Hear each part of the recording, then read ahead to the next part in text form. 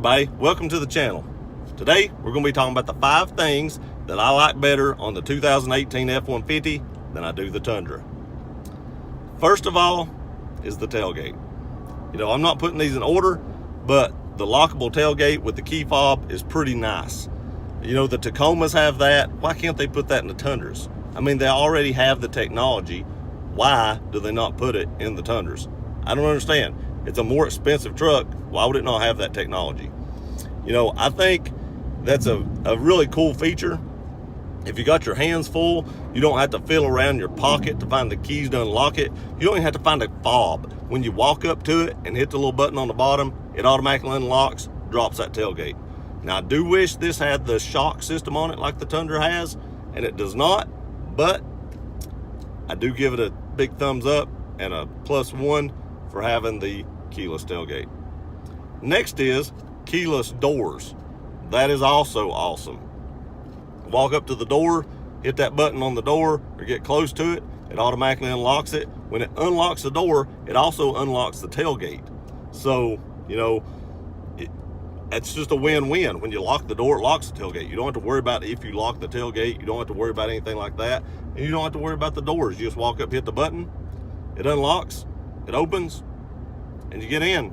I mean, it don't just open, you have to open it, but it unlocks and you can open it and get in. You don't have to take your keys out of your pocket. There again, you don't have to fumble for it, especially if you was a female and you had your keys in your pocketbook. My wife is bad for this. She can never find her keys in that pocketbook. She has this big old Louis Vuitton pocketbook. Keys are in the bottom of it. She can't find them. It don't even have that many pockets. You pay that much for a pocketbook and it don't even have very many pockets in it. And then she loses her keys in the bottom of it. I don't get it.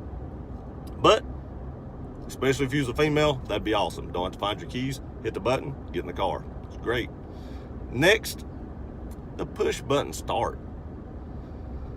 I don't know why all vehicles don't have push button start nowadays. It's one of them things like the column shifters in this truck. It's 2018.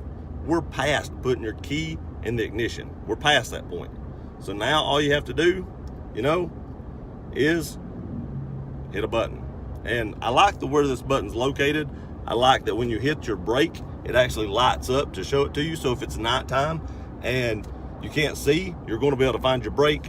When you hit that brake, that button's going to light up and show you exactly where it's at. Hit that button, starts right up, you're off you go. Hopefully with a shifter in the console and not the column.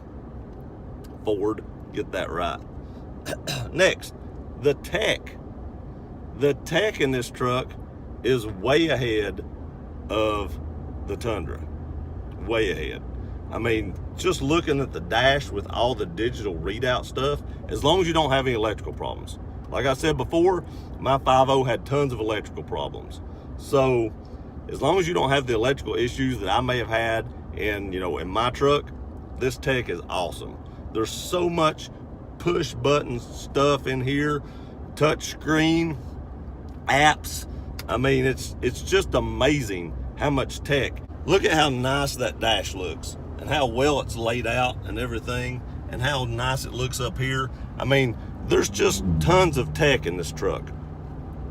So, tech is number 4. I mean, you got to give it to it on tech. This thing is still kind of has a miss to it, or like a hesitation in transmission. That is a negative. I know this is top 5. That's one negative. But number 5, it has a lot of USB ports. And I know that doesn't sound like much to a lot of people, but seriously, this is the tech age. 14 million people is going to have their phones out in this truck, and it has 4 USB port adapters in it. So you have all those USB ports that people can be charging their phones and hooking them up and stuff like that, and they're accessible. Where the Tundra hides it underneath the dash, all these are accessible. They're very easy to get to, even the ones in the back. And then it has 3 more 12-volt adapters that you can plug your phones into them. So just the accessibility of the tech age, millennials will love this truck just because they have so much tech. I'm 40 years old. I'm just now getting into some of the tech, and I'm definitely don't have all the tech down pat that a lot of younger generations do. So they would love this truck just for simply all the stuff that they can do with their phone and tablet and stuff like that. It's just amazing, the technology. Now, the one thing I did not see in this truck that mine had, both of them had, is a regular wall adapter. You know, just a regular plug-in. I don't see that anywhere in this truck. Mine had one in the back. I thought that was awesome. My stepdaughter was always charging her, you know, phone or charging her computer or something like that when we went on vacation. This one does not have it. So, or I didn't see it if it did. But those are my top 5 things that the F-150 has that the Tundra didn't. I'm gonna throw in one more. It's the same thing I talked about in my other one, this little side mirror over here. That little side mirror, the small mirror, I trust that with my life. I trusted it with my life in the other truck, and I would in this too. I missed that mirror in the Tundra very bad.